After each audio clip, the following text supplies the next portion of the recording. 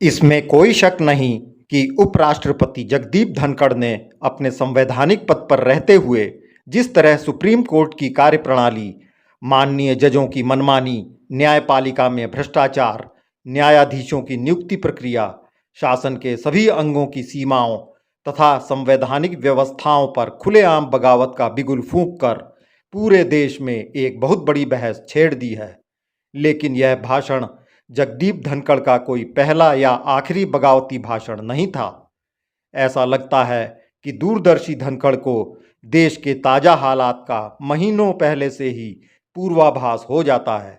शायद इसीलिए आज से 7 महीने पूर्व ही उन्होंने स्पष्ट घोषणा की थी कि हमारा संविधान सनातन की ही देन है। शुरू से लेकर अंत तक एक एक शब्द सुनने योग्य इस भाषण में वह स्पष्ट आह्वान कर रहे हैं कि यह समय चुप रहने का नहीं है। इस हवन में हर किसी को आहुति देनी है। और तो और आस्तीन के जहरीले सांपों का जहर निकालने की बात भी उन्होंने बड़ी बेबाकी से कही। धनखड़ के इस भाषण से उनके समूचे जीवन दर्शन की झलक भी मिलती है। इसे सुनकर आपकी क्या धारणा बनती है, जरूर बताइएगा। न त्वं कामे राज्ये न स्वर्ग में नापुल भरमम कामे दुक्त तपाना प्राणी नाम आर्त नाशनम। इसका अर्थ है न तो मुझे राज्य की इच्छा है। कितना सुंदर भाव है जो हमारी संस्कृति को दर्शाता है। न राज्य की इच्छा है, न स्वर्ग की और न मोक्ष की कामना है। मैं तो यही चाहता हूं कि दुख से पीड़ित लोगों की पीड़ा को मिटाने में मेरा जीवन काम आए। मेरा जीवन दूसरों के सेवा में खप जाए। ये हमारी भारतीय संस्कृति का निचोड़ है, मूल मंत्र है। राजा रंती देव के उक्त उद्गार हिंदू संस्कृति का आधार स्तंभ है। महाभारत में भी इसका प्रसंग आता है। राजा शिवी, दिलीप, रंतीदेव से लेकर सम्राट विक्रम और आगे हर्षवर्धन और महाराज शिवाजी तक सेवा, दान और परोपकार का ही भाव समाज में सर्वोपरि रहा है। आक्रमणकारी आए, विदेशी ताकतें आई, उनका शासन रहा, फिर भी हमारे इस सेवा संस्कार में कोई कमी नहीं रही। हम लगातार इस पथ पर चलते रहे। आज भी हिंदू समाज में सेवा का भाव प्रबल रूप से विद्यमान है। जब देश में कोविड का संकट आया, हमने देखा ये भाव कितना ऊपर उठकर आया। इन दिनों राष्ट्रीय और अंतर्राष्ट्रीय स्तर पर काफी कुछ चर्चा हो रही है, काफी कुछ रिपोर्ट आ रही हैं। वो अध्ययन करते हैं और ज्यादातर कोशिश करते हैं कि हमने कुछ कमी निकालें। पर एक रिपोर्ट आई है पार्लियामेंट्री रिसर्च इन एशिया, और उस रिपोर्ट ने 2002 के अंदर कहा और हाल में भी कहा कि भारत वो देश है जहां 10 में से 4 लोग अर्पित कार्यों में व्यस्त रहते हैं, दूसरे की सेवा करते हैं। 40% से ज्यादा। मैं सहमत नहीं हूं। ये आंकलन 40% तक नहीं है। ये आंकड़ा कहीं ऊंचा है। We are a society that handholds in distress at the cost of one's stress. देखा है मैंने कोविड में, खुद संकट का सामना करते हुए दूसरे के लिए संकट मोचक बने थे। तब मैं पश्चिम बंगाल का राज्यपाल था। विश्व की सबसे प्राचीन समृद्धम भारतीय संस्कृति, सर्वसमावेशी सर्वपुनीत परंपराओं एवं मानववर्धक मान्यताओं का आज अक्षुण्ण बनाई हुई है। इतनी चुनौतियां आई हैं, but the essence of Indian civilization, its inclusiveness, its sublimity, its sacrificial approach has not been adversely impacted. चिर पुरातन, नित्य न्यूनता, डेली न्यू डिस्कवरी के गुण विशेष के कारण इसे सनातन संस्कृति के रूप में जाना जाता है। सनातन संस्कृति के बारे में श्री जी ने कहा है, इसका संचार हमारे खून में है। सनातन संस्कृति का संचार हमारे वातावरण में है। ये आर्यवर्त की वैदिक संस्कृति है जो देश, काल, समाज एवं वर्ग विशेष की सीमा से मुक्त रही है, किसी जंजीर में नहीं रही है। ये आह्वान किया गया है दीदी ने, समय आ गया है। इतना मत बटो कि वो बात याद आ जाए कि इतने हिस्सों में बट गया मैं कि मेरे हिस्से में कुछ बचा ही नहीं। हम सबके लिए चिंतन मंथन का विषय है। इसकी सार्वकालिकता, सर्वदेशिकता एवं सार्वजनीनता ही इसे वसुदेव कुटुंबकम सर्वे भवन्तु सुखिन संतु निरामय है कि गौरवशाली संस्कृति के रूप में स्थापित करती है। और हमारी संस्कृति विचारधारा के मूल में क्या है? मानव मात्र में परस्पर सम्मान एवं गौरव रक्षण संरक्षण का चिंतन समाहित है। भारतीय संस्कृति में मानव निर्माण पर विशेष बल दिया गया है। मनुस्मृतिकार ने भी इस संबंध में लिखा है, मनुर्भव, मनुष्य बनो। पूरी दुनिया में नजर फैलाते हैं चारों ओर, तो आपको नजर आएगा कि ये तत्व सबसे ज्यादा हमारी संस्कृति में है। हम इस तत्व को दूसरे के अंदर भी संचार करते हैं। श्रेष्ठ मानव का निर्माण माता पिता एवं आचार्य के बिना संभव नहीं है। इस संबंध में सतपथ ब्राह्मण का भी स्पष्ट कहना है। और क्या कथन है? मातृमान, पितृमान, आचार्यमान, पुरुषोवेद, इनका सम्मान नहीं करेंगे, इनका चरण वंदन नहीं करेंगे तो हम हमारे अस्तित्व पर कुठाराघात कर रहे हैं। हमारी संस्कृति में माता पिता का, आचार्य का एवं अतिथ्य का देवतुल्य कहा गया है। मातृ देवो भव, पितृ देवो भव, आचार्य देवो भव, अतिथि देवो भव। ये उच्चारण हमें कई बार सुनना पड़ता है। कोई भी मांगलिक काम होता है, ये सुनाई देता है। हमें इसके महत्व को समझना चाहिए। हमारी संस्कृति की गहराई देखिए। नित्य प्रति तुलसी माता को जल चढ़ाना, चींटी को आटा, पहली रोटी किसको? गाय को, अंतिम रोटी कूद के लिए। मकर संक्रांति को दान देते हैं, परंपरा सर्वत्र है। नाग पंचमी पर नाग पूजा, गंगा दशहरे पर गंगा पूजा, जल झूलनी एकादशी और पद स्थानीय जल स्रोतों पर भगवान को जल विहार कराना। मातृ, पितृ, गुरु सेवा के अनंत उदाहरणों से हमारा सांस्कृतिक जीवन भरा पूरा है। नवरात्रि में कन्या पूजन, रक्षाबंधन पर भाई द्वारा बहन की रक्षा का संकल्प, ऐसे दिव्य संस्कारों को हमारे दैनिक जीवन में अनुप्राणित कर हमारे युग द्रष्टा पूर्वजों ने हमें श्रेष्ठ हिंदू जीवन पद्धति प्रदान की है।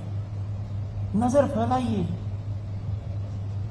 where do we find such sublime qualities, great human values, virtuosity of human conduct? ये भारतीय संस्कृति है जिसके अंदर आपको मूल मंत्र मिलता है। ये अमृत दिखाई देता है और लोग तो सुनकर अभिभूत हो जाते हैं। समझ में नहीं आता कि क्या संस्कृति में इतनी गहराई हो सकती है। क्यों नहीं? 5000 साल की संस्कृति की विरासत हमारे सामने है।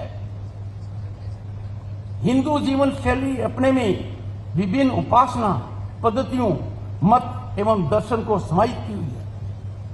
Look around, the basket of opportunities to serve the society, to be part of society. Hindu religion is quintessentially inclusive in true sense. इसमें केवल मनुष्य मात्र ही नहीं अपितु संपूर्ण जगत में विद्यमान जीव जंतु और प्रकृति के संरक्षण की बात कही गई है. Our civilization doesn't extend only to the welfare of human beings. It extends to all living beings on the planet. Look at the various facets of our civilization. हमें ये दर्शन भरपूर मात्रा में मिलेगा. इन्हीं संस्कारों को दृष्टिगत रखकर प्राणी मात्र के कल्याण के लिए अपने हिंदू समाज के अनेक धार्मिक सामाजिक संगठन सैकड़ों प्रकार की सेवा कार्य चला रहे हैं. When the nation was passing through very tough period, COVID, पश्चिम बंगाल के राज्यपाल की हैसियत से मैंने देखा कितने संगठन आगे आए, कितना योगदान दिया, आगे चलकर योगदान दिया, अपनी आर्थिक ताकत से ज्यादा योगदान दिया. और ये हमारी संस्कृति की पहचान है. आएगा कि धर्म सभी को गले लगाता है, सबको जोड़ता है, उनका उत्थान करता है, उन्हें सफलता की ओर ले जाता है. इसलिए कह सकते हैं धर्म जीवन का आधार है, सनातन कॉम्प्रिहेंसिव है, सामूहिक आवश्यकता है. और ये आवश्यकता इससे ज्यादा कभी किसी कालखंड में नहीं रही. और ये आवश्यकता है कि हम वैदिक जीवन अपनाएं. सनातन धर्म के उदय का समय आ गया है, मेरे मन में कोई शंका नहीं है. आज का भारत बदल गया है. आज के भारत की दुनिया में एक नई पहचान है. जल हो, थल हो, आकाश हो, अंतरिक्ष हो, भारत की सफलता की गूंज दुनिया महसूस कर रही है. अर्थव्यवस्था देखें तो हमने लंबी छलांग लगाई है. कहां 30 साल पहले, 35 साल पहले हमारी अर्थव्यवस्था लंदन और पेरिस शहर से छोटी थी. आज हम उन देशों से तो आगे निकल गए और आने वाले 2 साल में जापान और जर्मनी भी पीछे रह जाएंगे. ये हमारी आंतरिक ताकत है. हमारे संविधान के मूल्य बेखूबी सनातन धर्म को परिभाषित करते हैं. प्रस्तावना में सनातन धर्म नीति है. Our constitutional values emanate from Sanatan Dharma. The source of our constitutional values can be seen in Sanatan Dharma. The preamble of the Indian Constitution reflects a sense of Sanatan Dharma. Sanatan is all inclusive. Sanatan is the only way for humanity to move forward.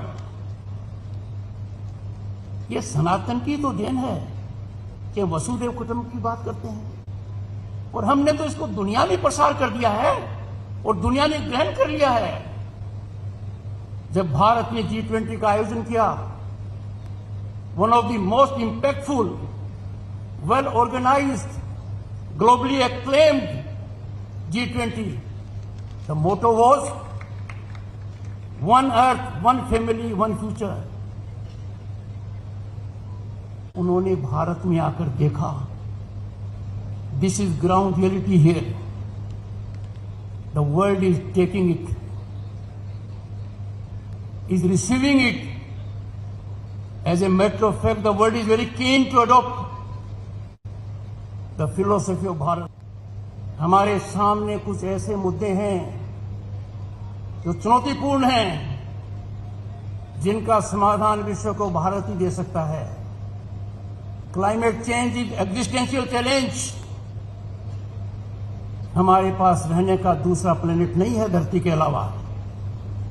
और हमारी संस्कृति में झांकिए, सनातन की philosophy में जाइए, गहराई से अध्ययन कीजिए, आपको पता लगेगा हम तो कभी भी क्लाइमेट चेंज को आने नहीं देते यदि दुनिया हमारी बात मानती थी. और यहां रहने वाले कुछ लोग हमारी बात मानते तो भी हम ऐसा नहीं होने देते। आज के दिन Bharat is taking great lead, बहुत बड़ी लीड ले रहा है। हमारे दर्शन दुनिया अडॉप्ट कर रही है। एक बहुत बड़ी चुनौती देश के सामने है कि मैं सामने देखता हूं राष्ट्रभक्ति, भारतीय हैं, भारतीयता हमारी पहचान है, राष्ट्र धर्म हमारा परम कर्तव्य है। निजी और राजनीतिक हित को राष्ट्र हित से ऊपर नहीं रख सकते। बड़ी पीड़ा होती है, भारत मां के यहां चाकू घोंपा जाता है। राष्ट्रवाद को तिलांजलि देकर कुछ लोग भ्रमित होकर देश या बाहर में इनसे चर्चा करते हैं जो हमारी हितकारी नहीं है। हमें चुप नहीं रहना चाहिए। We have to neutralise these forces, the forces that keep self interest, political interest about that of national interest. नहीं हो सकता। हमारे देश की पहचान है, हजारों साल की संस्कृति है। इस देश ने कभी किसी पर आक्रमण नहीं किया। We have never believed in expansion. अब जब देश तीव्र गति से बढ़ रहा है, देश में बहुत बड़ा हवन हो रहा है, उस हवन के अंदर हमें एक चीज का ध्यान देना है।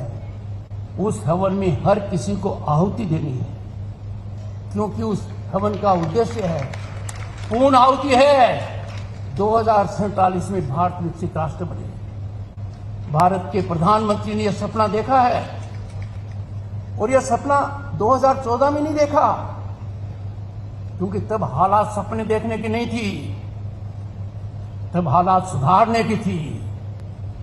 मैंने 3 बातें कही हैं और मेरा अटूट विश्वास है कि वो देश में हो रही हैं।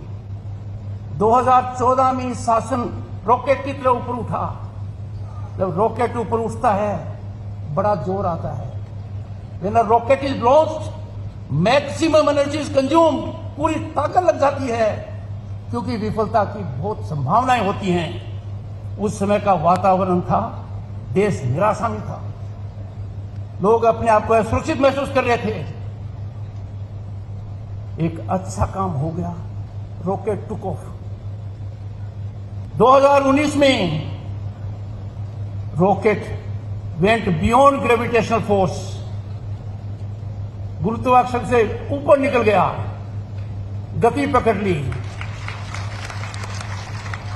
संकटों के बावजूद, in the face of green challenges, inspired narratives, misinformation, the rocket in 2024 is now in space. गति पकड़ रहा है। In such a situation, our commitment to nationalism has to be 100%. मुझे चिंता होती है कि लोग इतना मादा कहां से ले आते हैं कि देश और विदेश में उन लोगों के साथ बैठे जो राष्ट्र के हितकारी नहीं है, जो इस राष्ट्र को तोड़ना चाहते हैं। सनातन में विश्वास नहीं है, सनातन को एक संकट मानते हैं, ना समझी के परिचायक हैं वो। और उससे ज्यादा गंभीर बात है कि उनको कुंठित करने वाली आवाज शिथिल नहीं होनी चाहिए। यह समय चुप रहने का नहीं है।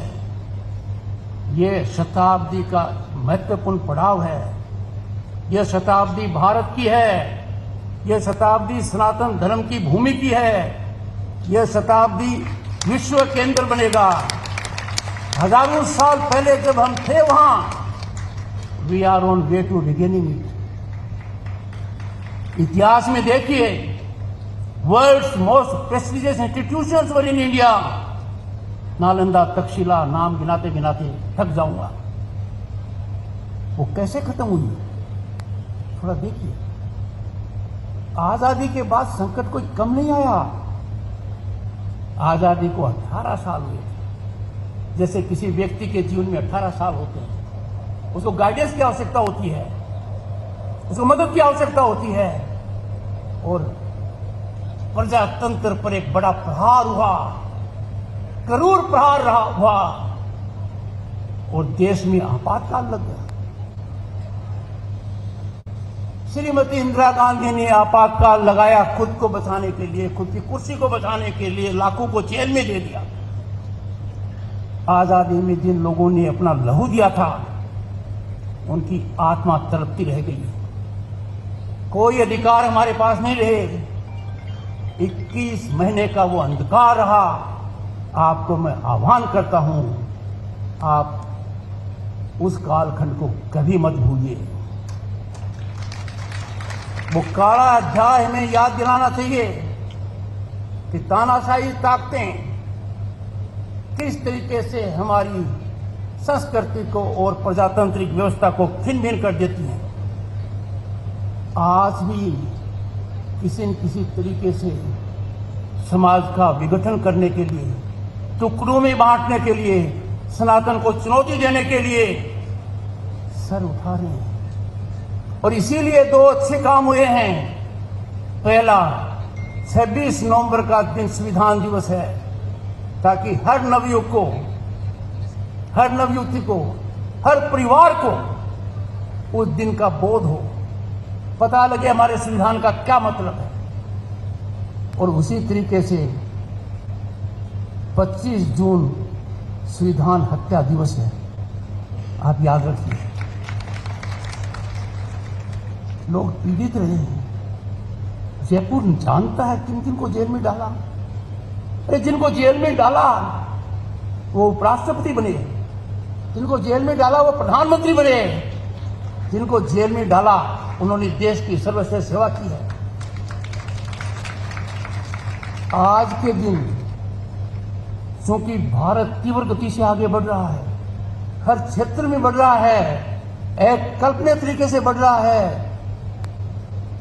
दुनिया की सर्वश्रेष्ठ संस्था कहती है, India is a global destination of investment and opportunity. ऐसी परिस्थिति में कोई आस्तीन का सांप निकल कर नहीं आ जाए। हमें जहर निकालना है, क्योंकि सनातन कभी विष नहीं फैलाता। सनातन संचार करता है स्वशक्तियों का। एक और संकेत दिया गया, और वो बहुत खतरनाक संकेत है।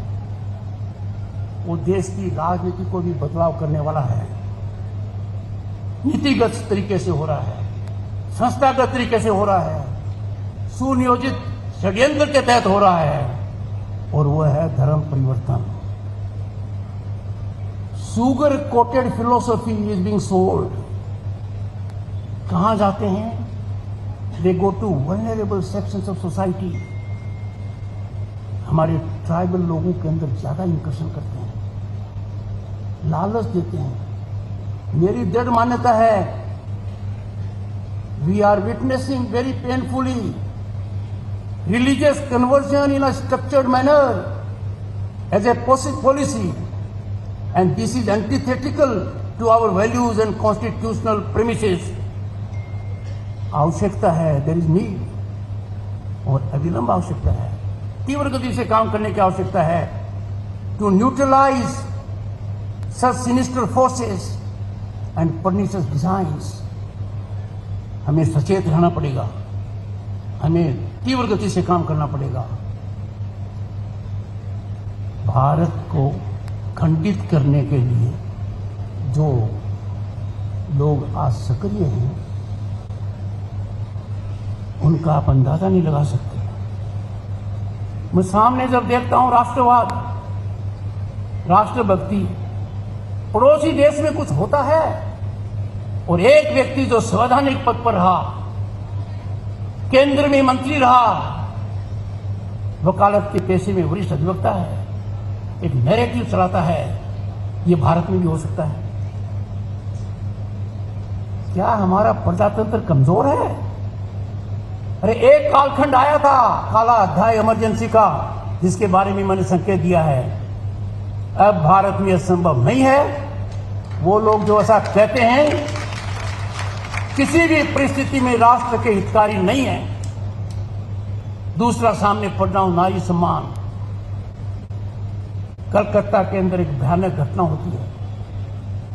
एक महिला डॉक्टर अस्पताल में कार्यरत अपनी ड्यूटी कर रही है, उसकी मौत बलात्कार के बाद। जघन्य अपराध है, बार्बरिटी इन एक्सट्रीमिटी, हार्ट शेकिंग। और एक व्यक्ति उसी तरीके से केंद्र में मंत्री रहा, संसद सदस्य की शपथ ले रखी है। कौन सी सिम्प्टोमेटिक मलाइस। अरे मेरे को सौभाग्य प्राप्त हुआ है जब हमने 2023 में एक 3rd रिजर्वेशन लोकसभा और विधानसभाओं में महिलाओं के लिए किया। ये छोटा काम नहीं है। सनातन धर्म में नारी शक्ति को वंदनीय माना गया है, शक्ति केंद्र माना गया है। उस शक्ति को पूरा अधिकार दिया गया है इस बड़े बदलाव के कारण। The women reservation, according to me friends, is a development of the century. It is a development that will define democracy for the better. Women will get opportunity in policy making, in decision making, in executive governance and in legislative work.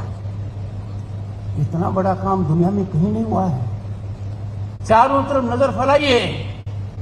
सनातन की भूमि आज के दिन पूरे विश्व का केंद्र बनी हुई है। जितनी बड़ी विकास यात्रा यहां से शुरू हो रही है, जो अर्थ जगत में आप लोग हैं, थोड़ा सोचिए कौन सी लार्ज इकोनॉमी है जो 8% एनुअल ग्रोथ में है एंड आने वाले कई सालों तक अशोर है। मेरी आपसे यही विनम्र प्रार्थना है, मैं बहुत ज्यादा नहीं बोलना चाहता आज कि जो मुझे यह सौभाग्य आज मिला है, मेरे लिए अकल्पनीय है कि मंचासीन जो महानुभाव हैं, जो श्रद्धेय हैं, पूजनीय हैं, तपस्वी हैं, उनके समक्ष में मुख्य उद्बोधन आपके समक्ष दे रहा हूं। तो मैं तुम्हें यही कहूंगा, गनगौरा ने घोड़ा दौड़ना चाहिए, ठीक है ना? गनगौरा ने घोड़ा दौड़ना चाहिए, हर हालत में दौड़ना चाहिए। और मत चूके चौहान, इस चूकने की बात नहीं है।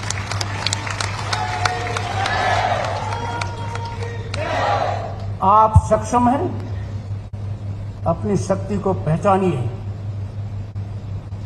और उपयोग कीजिए। बहुत बहुत धन्यवाद। नमस्कार।